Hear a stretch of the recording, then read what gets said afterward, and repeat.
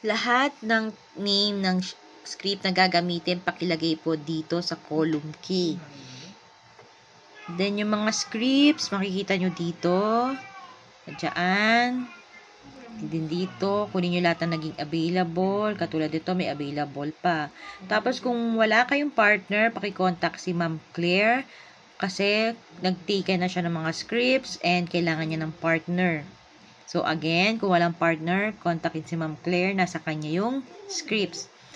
And then, always, ilagay po sa team sheet yung mga na-record nyo. Kasi, kung wala sa team sheet, it means wala kayong ni-record. Clear ha? If wala sa team sheet, meaning wala kayong ni-record. So, kung kailangan nyo ng mako-convert ng WAV, punta lang kayo sa website na yan. Click nyo lang.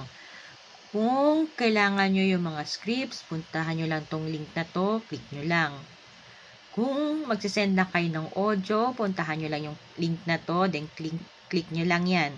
Tapos, sa makikita nyo ngayon, lahat naka-close na, submitted, wag na kayo maglalagay ng kahit na ano, kasi meaning, na-download na yung mga audio.